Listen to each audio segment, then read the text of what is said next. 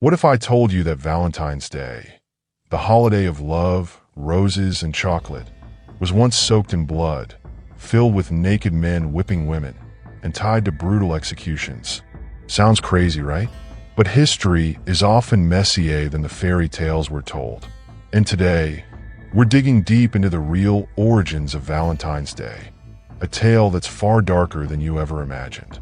Before we unravel this shocking past, make sure you hit that subscribe button so you never miss a story that challenges what you think you know.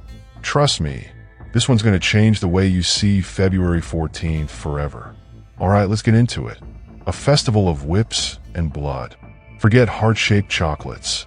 The earliest origins of Valentine's Day are anything but romantic. Back in ancient Rome, around 700 BC, the city celebrated a festival called Lupercalia every February 13th to 15th. And this was no sweet candlelit dinner. It was a wild, chaotic, and downright disturbing ritual. Half-naked men, smeared in the blood of sacrificed animals, ran through the streets. They whipped women with strips of bloody goat hide. And here's the craziest part: the women lined up for it. Why? Because they believed being struck by these bloody whips would make them fertile for the coming year. Yep, getting whipped was considered a blessing. And this wasn't some obscure, hidden ritual. It was a huge public celebration. Think of it like an ancient Roman version of Mardi Gras, but with way more nudity, sacrifices, and, well, whips. But how did we go from this chaotic fertility festival to Hallmark cards and stuffed bears? Well, the answer lies with a mystery man, or rather, 3 of them. Who was the real Saint Valentine? Here's where things get murky. If you think Saint Valentine was just one guy, think again. There are at least 3 different men named Valentine who could be the inspiration behind the holiday, and all of them had gruesome endings. Let's talk about the most famous one. The year was 269 AD, and Rome was in chaos. Emperor Claudius II, nicknamed Claudius the Cruel, not exactly a guy you'd want as your Valentine, had a big problem. He believed that married men made bad soldiers. According to him, soldiers with wives and families were too distracted to fight properly. So he did the logical thing. He banned marriage. Yeah, imagine that.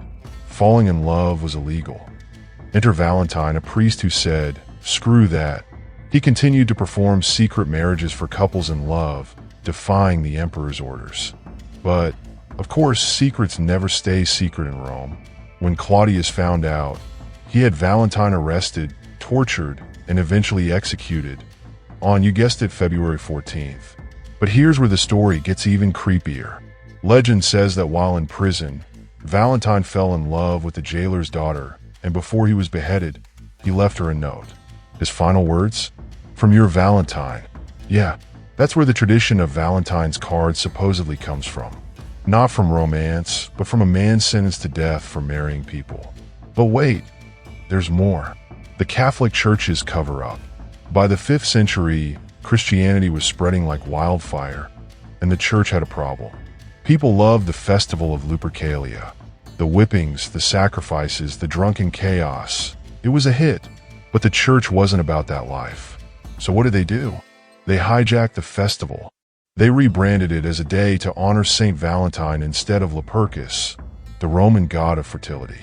They swapped out the bloody sacrifices for acts of love. And just like that, February 14th became Saint Valentine's Day. But while they cleaned up the image, the dark origins never really went away. Fast forward a few centuries, and we get to medieval Europe, where Valentine's Day takes another bizarre twist. A love lottery? The twisted medieval tradition. Imagine this. You're in 14th century France, and Valentine's Day is coming up. Instead of swiping left or right, people drew names from a bowl to see who their Valentine would be for the year. It was basically a medieval matchmaking lottery. And once you were paired with someone, you were expected to spend the next year together. Sometimes, these Valentine pairings led to actual marriages. But other times, they were just weird, awkward, and uncomfortable. Shakespeare and Chaucer later romanticized the idea of Valentine's Day in their poetry. And by the 18th century, giving flowers, chocolates, and love letters became the norm. But the blood-soaked history? that never really left. Modern Valentine's Day, a billion-dollar scam? Let's be real. Valentine's Day today is a money-making machine. Americans spend over $23 billion on it every year. $2.3 billion on chocolates alone. And don't even get me started on the ridiculous price hikes on flowers. And here's the thing. The companies selling you the idea of Valentine's Day know its history. They know it started with blood rituals, secret executions, and forced pairings. But instead of whipping people in the streets, they whip your wallet instead. And the biggest irony? St. Valentine, the man who supposedly inspired this whole holiday, died alone. So, should we even celebrate Valentine's Day? Now that you know the dark truth, what do you think? Is Valentine's Day a celebration of love? Or is it just a commercialized holiday built on ancient blood rituals? Either way, one thing's for sure, it's not as sweet as you were told. Before you go, drop a comment below. Are you celebrating Valentine's Day this year? Or are you skipping it after hearing this? And if you want more shocking, untold stories like this one, hit that subscribe button. Because trust me, there's a lot more history they don't want you to know. See you in the next one.